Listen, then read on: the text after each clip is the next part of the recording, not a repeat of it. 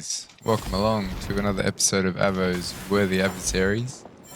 First up today is Nicosep in his BF109. I'm going to avoid the head-on confrontation here, and instead I'm going to climb and turn and just keep him turning and climbing so that he can't quite get the firing solution on me. And what that does is eventually he'll run out of juice, run out of speed, and I'll be able to get the jump on him. Just enough speed to get through that loop there, and Nicosep meeting his stall speed. He's completely high and dry now with nowhere to go, and this is where the Mustang shines.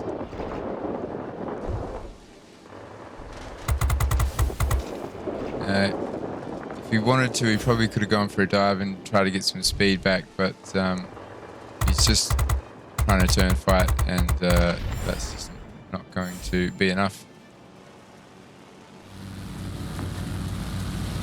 Over to the I-220 Tier 7 Russian fighter plane now, and we're tracking down Chrome 16, his TA-152. It's a plane that can comfortably fly a lot higher than this one. So we're closing in the distance here and putting some rounds out towards Chrome. I don't want to overcommit to this loop that he's going for, so I back off. That does of course make me vulnerable to a pass from Chrome. I try and keep that in mind and make it somewhat difficult for him. Fortunately, he's only able to score a light hit there, and now my confidence is growing because I know that the I-220 can probably outturn the 152. Throwing a dive in and then pulling back hard, trying to get some distance and sort of yo-yoing past me, which seems to work pretty well there, and able to go back into a more horizontal turn.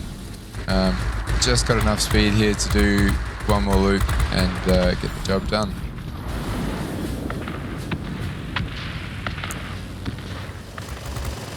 Alright, over to the FJ1 this time, and it's Prop Jockey in his Jockey 15. Shout out to Prop Jockey, who was kind enough to say hello during this battle. As I attempt to, well, I was really hoping for some crit hits there. I did manage to start the fire, but it's not going to be enough to deter Prop Jockey on this occasion, as he starts really turning hard, and the turning prowess of the Yak 15 becoming apparent here. Starting the fire, hitting the extinguisher, trying anything I can come up with now to throw him off, but it's a difficult task when you're outclassed in turning like this. You've got no speed left, so nice work there, Prop Jockey.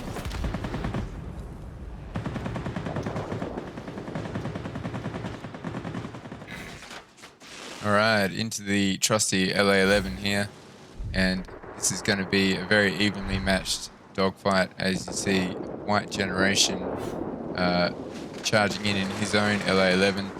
I'm hopping on the roll there, getting out the way, and ready to jump back on the tail. But obviously so is he, as we trade a fair bit of damage there and lock into this death spiral duel. Whitegeneration scoring some really good hits there, starting the fire. I've got wing damage as well. It's not helping my case. I do get a nice roll over top there, and manage to turn the tables just enough there that I managed to score a few more hits and get the fire going, but it's still not enough to bring him down. And even more hits there, and right down to 7 health. But you can see I just can't outturn him anymore without another control assist, and we are just completely locked into this this dogfight. Perhaps I could use the terrain here and dip down and pop up again and throw off his loop. But to be honest, I was far too frightened to do anything creative like that. It was really, I knew that the moment I changed course that he'd be all over it. So this one going right down to the wire. And just as my control assist comes back, finally, I've left it too late, and that'll be the end of the round. So, unfortunate result there, but what a duel. In the Tier 8 P51H this time, if you look on the map, you'll see Graham Cracker sneaking up behind me in his XB58. Didn't see him coming, and he's managed to do some pretty decent hits on me here as I dive out of his way and try and turn around on him. Of course, the big problem with that is the gun turret that is featured on the XB58 being a very tough customer indeed. So I'm going to dive out of that engagement and try and recoup some health and see if I can recover here. I'm not going to take my eye off Graham. I know he's probably looking to finish the job here. What I am going to do is turn down low, turn underneath him. And the reason for that is it's going to make it hard for a big heavy like that to come down with speed, get the kill, and then not hit the ground. So that's the only thing I can do to get the advantage, or at least to defend myself. Climbing back now. I haven't forgotten about Graham. I'm just trying to regain some altitude there. I can see in the map that Graham is vectoring in on me now, turning in towards him and just staying outside of his firing arc there. I did think about hopping on his tail again, but once again that tail gunner says no deal.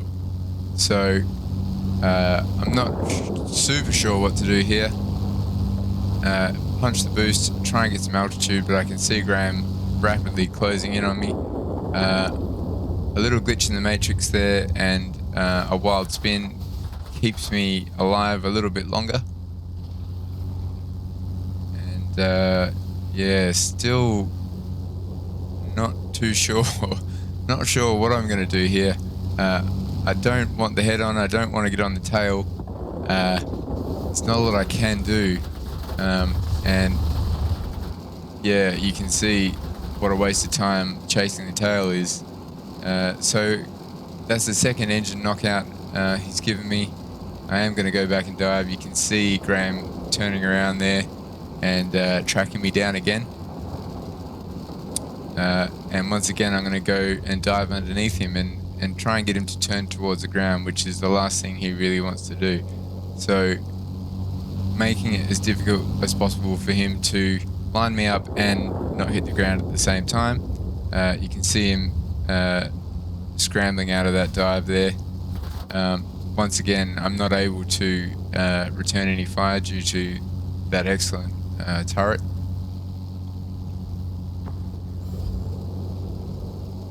Not really sure again what to do.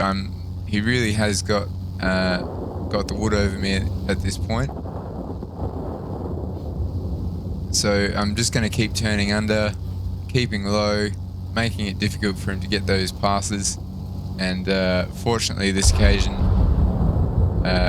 he's overcommitted there and get away with that one.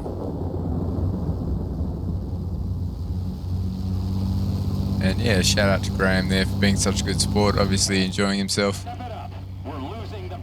which is really, you know, what makes this game so enjoyable. So thanks for watching, guys. If you do have any pointers for me, any tips, please leave a comment how I can improve my flying. I do enjoy discussing these kind of things. It's all about having fun and getting better at the game. And, yeah, hope you enjoyed it, and catch you on the next one.